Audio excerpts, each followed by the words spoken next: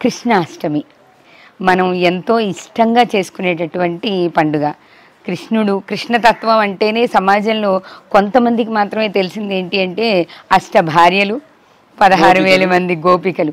కృష్ణుడు అనగానే సమాజానికి ఇది మాత్రమే తెలుస్తుంది కదా గురువుగారు. దీన్ని ప్రతీకగా చూపించే ప్రక్రియలోనే కృష్ణాష్టమి కూడా చేస్తున్నారు. అంటే అమ్మాయిలందరికీ గోపికల వేషం వేసి మధ్యలో కృష్ణుడు నుంచోబెడతారు, కూర్చోబెట్టి. అంటే ఈ సాంప్రదాయాన్ని ముందుకు తీసుకెళ్లే ప్రక్రియ జరుగుతుంది. కానీ అసలు కృష్ణాష్టమి అనే సాంప్రదాయం ఎలా వచ్చింది? దాన్ని కృష్ణుడు ప్రతి పనిలోనూ ఏదో ఒక తత్వం ఉంటుంది కదా, కృష్ణాష్టమికి కృష్ణుడు చెప్పిన తత్వం ఏంటి? ముఖ్యంగా అమ్మ, మనం భగవంతుడిని ఆరాధిస్తూ ఉంటాం. అది అమ్మవారు కావచ్చు, స్వామివారు కావచ్చు, ఈశ్వరుడు కావచ్చు, ఏ దేవత అయినా సరే. భగవంతుడు చెప్పింది ఏమిటి అంటే, ఎవరికైతే పూజ చేస్తున్నామో ఆయనలో ఉండేటువంటి లక్షణాలని మనం ఉనికిపుచ్చుకొని మనలో నింపుకొని మనలో దైవత్వాన్ని నింపుకొని దేవుడికి పూజ చేయమని మన ధర్మం. దేహో దేవాలయ ప్రోక్తో జీవో దేవ సనాతన తచ్ఛేద అజ్ఞానరన్మాయం సో అహంభావేన పూజయేత్ అంటాడు. దేహమే దేవాలయం, జీవుడే సనాతన నుంచి వస్తున్నటువంటి దేవుడు. తత్ ఛేద అజ్ఞాన నిర్మాల్యం. నిన్నటి దేవుడి దగ్గర నిన్న పెట్టిన పూలు నిర్మాల్యం అంటాం. ఎలా అయితే అవి తీసి పక్కన పడేస్తున్నామో అలాగే అజ్ఞానం అనేటువంటి నిర్మాల్యాన్ని నీ మనస్సులోంచి తత్ ఛేద అజ్ఞాన నిర్మాల్యం, అజ్ఞానం అనేటువంటి నిర్మాల్యాన్ని తీసి పక్కన పడేస్తే సో అహంభావేన పూజ అయితే నువ్వే పూజ చేసుకో, నువ్వే దేవుడు. అది మన శాస్త్రం చెప్తోంది, మన ధర్మం చెప్తోంది. అవన్నీ వదిలిపెట్టేసి లక్ష్మీదేవికి పూజ చేస్తాం, తర్వాత విష్ణుమూర్తికి పూజ చేస్తాం, వెంకటేశ్వర స్వామికి పూజ చేస్తాం, కృష్ణుడికి పూజ చేస్తాం, రాముడికి పూజ చేస్తాం. రాముడికి పూజ చేస్తున్నామంటే ఏం చేయాలి? రాముడు ఏం చెప్పాడో ఆ బాటలో నడిస్తే రాముడు ఆనందపడతాడు. రాముడికి 1,00,000 పూలు తీసుకొచ్చి పూజ చేస్తే ఆనందపడ్డు. ఆయన ఏం చెప్పాడో, ఆయన మార్గం ఏమిటో ఆ మార్గంలో మనం నడిస్తే రాముడు సంతోషపడి మనకు అనుగ్రహిస్తాడు. అవంతా వదిలేస్తున్నాము. దీంట్లోనే అద్భుతమైనటువంటి తత్వం ఏమిటి అంటే కృష్ణతత్వం.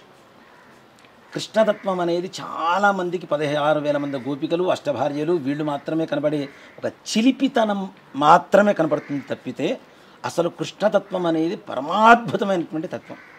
మన తలరాతలను మార్చేటువంటి గీతనిచ్చింది కూడా శ్రీకృష్ణ పరమాత్మ. అది చదివితే చాలు మనం ఏం చేయాలో ఏం చేయకూడదో మొత్తం తెలిసిపోతుంటాం. గీతామకరందం అనే ఒక పుస్తకం ఉంటుంది. గాంధీ గారు ముందు మాట దాంట్లో రాశారు. ఏమని అంటే, నాకేదైనా సమస్య వస్తే గీతామకరందం పుస్తకం తీసుకొని ఏ పేజీ వస్తే ఆ పేజీలో ఉన్నటువంటి మొత్తం చదువుతా అంశాన్ని, నాకు నా ప్రశ్నకి సమాధానం దొరుకుతుందని చెప్తున్నాడు. ఏ పేజీలో అయినా ఆయనకి సమాధానం దొరుకుతుంది. అది ఏ పేజీ, 2వ పేజీనా, 4వ పేజీనా, 100వ పేజీనా అని చూడరు. పుస్తకం ఓపెన్ చేయగానే ఏ పేజీ వస్తే ఆ పేజీ చదివితే ఆయనకు కావాల్సిన ప్రశ్నకి సమాధానం దొరికిపోతుందని చెప్తున్నారు. దాంట్లో రాసిన ముందు మాట ఆయన గాంధీ మహాత్ముడు. అలాంటిది ఆ గీత తత్వాన్ని వదిలేసాం, గీతను మర్చిపోయాం. మన తలరాత మారాలంటే ఎలా మారుతుంది? మరి మారదు కదా. కృష్ణతత్వం, కాళీతత్వం రెండు ఒకటే. కాళికాదేవి ఎలా ఉంటుంది? నల్లగా ఉంటుంది. కృష్ణుడు ఎలా ఉంటాడు? నల్లగా ఉంటాడు. కృష్ణుడు చేసింది ఏమిటి? కాళీయ మర్దనం. అవునా? కాళీతత్వం అంటే ఏమిటి, కృష్ణతత్వం అంటే ఏంటి అంటే, మనలో ఉండేటువంటి కామక్రోధ లోభ మోహ మదమాత్సర్యాలనేటువంటి 6 శత్రువుల్ని నశింపజేస్తే ప్రపంచంలో భౌతికంగా ఎక్కడా శత్రువు కనపడడు. అంతే కదా. ఇవి లేకపోతే శత్రువు ఎందుకు అవుతాడు? కోపం లేదు, ఆశ లేదు, ఏమీ లేదు. ఏమీ లేనప్పుడు శత్రువు ఎందుకు కనపడతాడు? ఈ తత్వాన్ని ఎవ్వరూ మంట పట్టించుకోరు. మనకు ఎంతసేపటికి అది కావాలి, ఇది కావాలి, ఇది కావాలి. కృష్ణుడికి అలానే పూజ చేస్తున్నాం. అలాగే కృష్ణుడు చిన్నప్పుడు వెన్న దొంగ అని చెప్పి మనం వింటూ ఉన్నాం. వెన్న దొంగిలించి తినేవాడు. అందుకనే వెన్న నైవేద్యంగా పెడుతూ ఉంటాం. ఒక నవనీతం అంటాం దాన్ని మనం. అసలు నేను తెలుసుకున్నది ఏంటంటే, కృష్ణుడు ఎందుకు దొంగతనం చేశాడు వెన్న అంటే, ఎవరింట్లో అయితే కష్టాలు ఉన్నాయో వాళ్ళింట్లో ఉండేటువంటి కష్టాలని వెన్న రూపంలో ఆయన స్వీకరించాడు. తీర్చడానికి ఆయన వెన్న దొంగతనం చేశాడు. అక్కడ అది కూడా చూడండి. మానసికమైనటువంటి ప్రశాంతత కావాలి, అప్రశాంతత పోవాలి అంటే చంద్రుడు కారకుడు అని చెప్పి చెబుతూ ఉన్నాం మనం. అలాగే వెన్న కూడా ఎలా ఉంటుంది? చంద్రులానే తెల్లగా ఉంటుంది. అవునా? కాబట్టి ఆ వెన్న పూసని ఆయన దొంగతనం చేసి వాడికి ఉండేటువంటి కష్టాన్ని తీర్చాడు ఆయన. ఎంతసేపటికి వెన్న దొంగ ఇలా మాట్లాడుతున్నా దాంట్లో ఉండేటువంటి తత్వం ఏంటనేది ఎవరికి అర్థం కావటల్లా. వెన్న ఎందుకు దొంగతనం చేశారు? ఎవరింట్లో ఎవరి కష్టాలు ఉంటే ఆ కష్టాలను వెన్న రూపంలో ఆయన స్వీకరించారు, తీసేసుకున్నారు. స్వీకరించి వాళ్ళకి ప్రశాంతతనిచ్చాడు. అలాంటి తత్వమే కృష్ణతత్వం. అలాగే చాలామంది 16,000 మంది గోపికలు అష్టభార్యలని చెప్తూ ఉన్నారు కదా. నిజంగా నేను ఒక స్త్రీమూర్తి కృష్ణుడి గురించి చెప్తుంటే నేను విన్నాను. నా చిన్నప్పుడమ్మా, నాకు 12 ఏళ్ళు 13 ఏళ్ళు. ఆవిడ చెప్పిన మాట ఇప్పటికీ బాగా గుర్తుంది. నాకు ఇప్పుడు 43 ఏళ్ళు, అంటే దాదాపు 30 ఏళ్ళ క్రితం చెప్పిన మాట ఆవిడ. ఒక భాగవత్ సప్తాహం జరుగుతుంటే కృష్ణుడి గురించి ఆవిడ చెబుతున్నారు. అంటే ఆడవాళ్ళు ఆ మాట వాటానికి కూడా భయపడేటువంటి రోజుల్లోనే ఆవిడ కృష్ణుడి గురించి అంత ధర్మంగా చెప్పగలిగింది. ఆవిడ 16,000 మంది గోపికలతో ఈయన సంసారం చేశాడని చెప్పి చెబుతున్నారు. అది సంసారం కాదు, శారీరకమైనటువంటి సంబంధం ఎక్కడా లేదు, భక్తి వ్యభిచారం అని చెప్పారు. ఆ మాట వాడటానికి కూడా ఆడవాళ్ళు చాలామంది ఆలోచిస్తారు. అలాంటిది ఆవిడ భక్తి వ్యభిచారం చెప్పి, నాకు ఆ రోజున కృష్ణుడు అంటే ఏంటి ఆ రోజు తెలిసి వచ్చింది ఆవిడ చెప్పిన తర్వాత. అంతవరకు నా మనసులో కూడా కృష్ణుడు అంటే అల్లరివాడు, ఆడవాళ్ళు 10 మంది గర్ల్ ఫ్రెండ్స్ ఉంటే కృష్ణుడి కింద లెక్కేస్తుంటారు ఇలా అనుకునేవాడిని. కానీ ఆ రోజు నుంచి నాకు తెలిసి వచ్చింది కృష్ణతత్వము అంటే మానసికమైనటువంటి భక్తి, భక్తిలోనే వ్యభిచారం అది, అంతేకాని వేరే రకమైనటువంటి ఇది కాదు, శారీరకమైనటువంటి సుఖాలు సంతోషాలు కాదు ఆయన అనుభవించింది. వాళ్ళందరికీ కూడాను భక్తిని ప్రసాదించాడు ఆయన, భక్తి ద్వారా ముక్తిని ప్రసాదించాడు. అంతేకాని కృష్ణతత్వం అంటే ఏదో 10 మంది అమ్మాయిలను వేసుకొని తిరగడం, ఇప్పటికీ మీరు చదువుతున్నట్టుగా 10 మంది ఆడపిల్లలకి గోపిక వేషాలు వేసి మధ్యలో ఒక చిన్న పిల్లవాడిని పెట్టి, అదే భర్త కృష్ణుడిగా ఉంటే మాత్రం ఒప్పుకోరు, కొడుకును మాత్రం కృష్ణుడి వేషాలు వేసి తిప్పుతూ ఉంటారు, అంతే కదా. కాబట్టి కృష్ణుడి వేషాలు వేసి కృష్ణుడు చూసుకోవడం మంచిదే.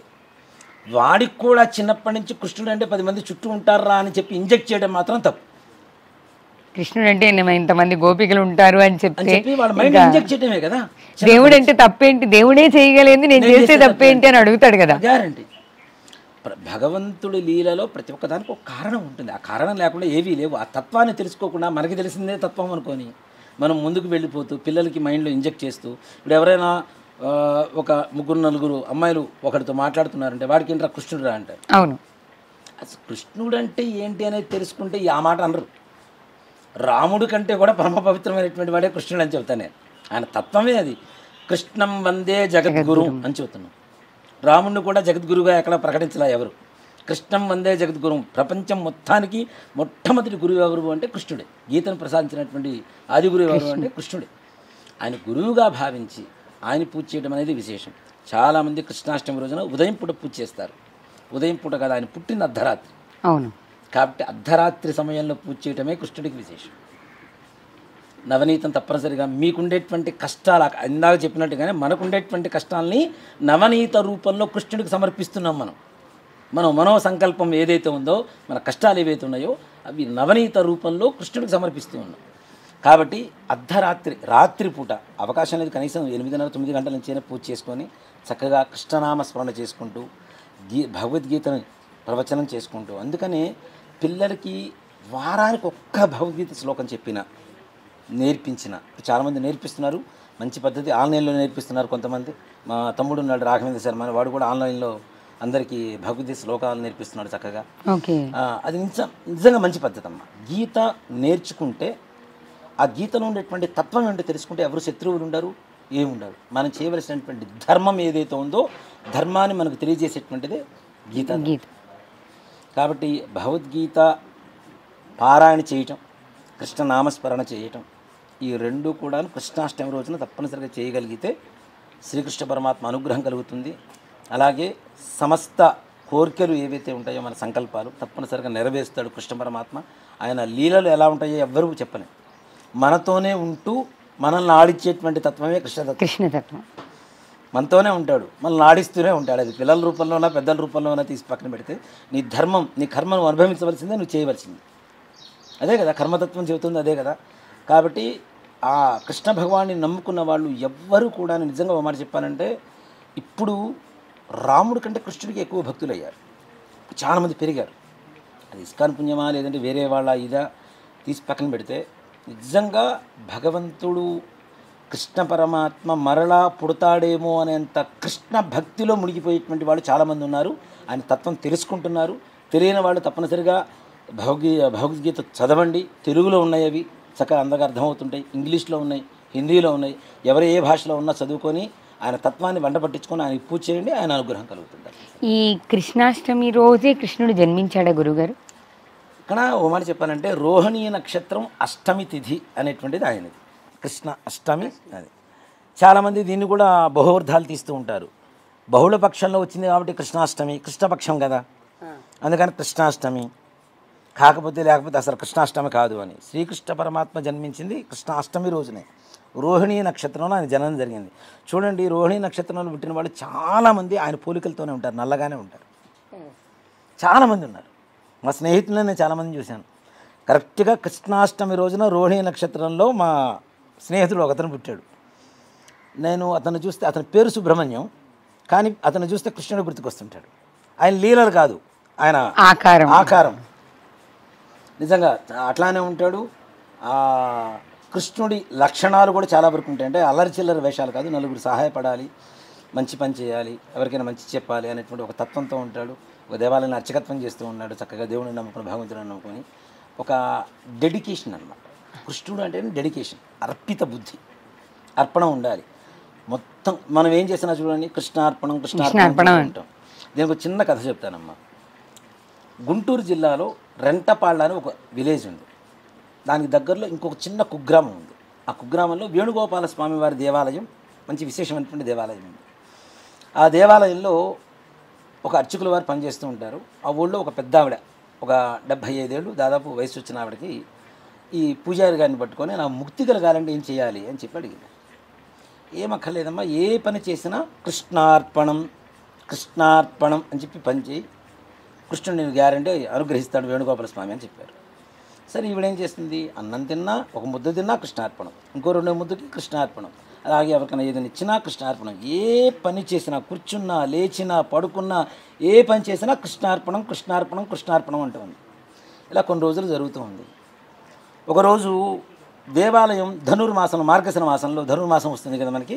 ఈ ధనుర్మాసం పొద్దున్నే 4 గంటలకు తాళాలు తెరిస్తే దేవాలయంలో కృష్ణుడి మీద పేడ నీళ్లు ఉన్నాయి, మొత్తం పేడ నీళ్లు ఉన్నాయి. ఊళ్ళో జనాలందరూ చూసి, పూజారి ఏదో చేశాడు, రాత్రిపూట క్షుద్ర పూజలు చేశాడు ఇక్కడ అని చెప్పి ఆయన్ని నిలదీశారు.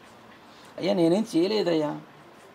సరే అయిపోయింది, శుభ్రంగా కడిగారు, మరలా తాళం వేశారు. మరుసటి రోజు పొద్దున్నే మళ్ళీ తాళం తీస్తే మరలా పేడ నీళ్ళు ఉన్నాయి. ఈ ఊళ్ళో జనాలందరికీ కలకలం పుట్టింది, చుట్టుపక్కల ప్రాంతాలందరికీ. ఇది నిజంగా జరిగిన కథ, ఏదో కట్టు కథ కాదు. కొన్ని ఏళ్ల క్రితం, దాదాపు మా గురువు గారు నాకు చెప్పి 32 ఏళ్ళు అవుతుంది ఈ కథ చెప్పి. ఆయన చిన్నప్పుడు జరిగిన కథ. మా గురువు గారు నాకు పాఠం చెప్పే వయసుకి ఆయనకి 82 ఏళ్ళు. ఆయన చిన్నప్పుడు జరిగినటువంటి కథ ఇది. కథ కాదు, జరిగిన యథార్థం. సరే, రోజు పడుతూనే ఉన్నాయి. పూజారి గారికి అర్థం కావట్లా, నేనేం చేయట్లేదు, ఎందుకు పడుతున్నాయి. ఒకరోజు పొద్దున్నే 4 ఇట్లా అని వస్తూ ఉన్నాడు. ఆవిడ కల్లాపు చల్లుతూ, పేడ నీళ్ళు చల్లుతూ కృష్ణార్పణం కృష్ణార్పణం చల్లుతూ ఉంది. ఈయనకు అనుమానం వచ్చింది, ఏం చేస్తున్నావమ్మా అంటే, నాకేం తెలిసే, నువ్వు చెప్పావు కదా ఏ పని చేసినా కృష్ణార్పణం అని, నేను అదే చేస్తున్నాను. సరే చూద్దామని చెప్పి అక్కడి నుంచి మనుషుల్ని పెట్టి దేవాలయం వరకు ఈవిడ నీళ్లు చల్లినప్పుడల్లా అక్కడ కృష్ణుడి మీద నీళ్లు పడుతుంది. అంటే ఎక్కడైతే భక్తితో విశ్వసించి చేస్తున్నారో ఏది ఇచ్చినా భగవంతుడు తీసుకుంటున్నాడు. దీన్ని బట్టి ఆవిడ పెట్టిన అన్నం కూడా అంతే అన్నాడు కదా. భక్తి తత్వం ఉంటే తప్పనిసరిగా ఏ భగవంతుడైనా మనం ఇచ్చింది స్వీకరిస్తాడు. భక్త కన్నప్పబెట్టిన రక్తమాంసాలే స్వీకరించాడు ఈశ్వరుడు, పరమేశ్వరుడు తీసుకున్నాడు. మరి అందుకనే శ్రీకాళహస్తి వాళ్ళ రోజున అంత అద్భుతంగా ఉంది. అలాగే కృష్ణుడి తత్వం ఏంటంటే విశ్వాసం, భక్తి, కర్మ. ఇవి తప్పనిసరిగా మనం ఉంటేనే భగవంతుడు మనకు చాలా దగ్గరగా ఉంటాడు. కాబట్టి ఆయన లీలను మనం గ్రహించడం చాలా కష్టం. కానీ ఆయన పెట్టినటువంటి పరీక్షల్లో నెగ్గుకుంటూ ముందుకు వెళ్తే తప్పనిసరిగా పరీక్ష పాస్ అవ్వడం కాదు, అత్యుత్తమ ఉత్తీర్ణత పొందుతాం. అంటే ఆయన పాదాలను పట్టుకుంటే చాలు, మొత్తం అయిపోయినట్టు. ఒక చెరువులో చేపలు పట్టేవాడు దిగాడు, వల వేశాడు.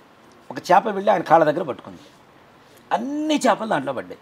ఈ చేపలు మొత్తం అడుగుతున్నాయిట, ఎందుకు ఆయన పాదాల దగ్గరికి పోయావు, మేమందరం పడిపోయాము, నువ్వెందుకు ఆయన పాదాలు పట్టుకున్నావంటే, అసలు వల వేసేవాడి పాదాలు పట్టుకుంటే వాడు నాకు వల ఎక్కడేస్తాడు, వల ముందుకేస్తాడు కదా, ఆయనే భగవంతుడు కదా. భగవంతుడు పాదాలు పట్టుకుంటే మరణం లేదు అని చెప్పడానికి. అంతేగా ఆయననే పట్టుకుంటే ఇంకా ఆయనేమి చేస్తాడు. కాబట్టి భగవంతుడి పాదాలు ఆశ్రయించండి. కృష్ణ పరమాత్ముడిది, శ్రీకృష్ణుడిని భక్తితో తప్పనిసరిగా ఇచ్చేయండి. ఆయన అనుగ్రహం తప్పనిసరి కలుగుతుంది. ఆయన అనుగ్రహం కలిగితే మాయాఛేదనం జరుగుతుంది. మనకి ఏదైతే మాయ కనబడుతుందో ఆ మాయ మొత్తం ఛేదనం జరిగిపోయి ఈ మోహం మాయ అవన్నీ మొత్తం తొలగిపోతాయి తప్పనిసరిగా.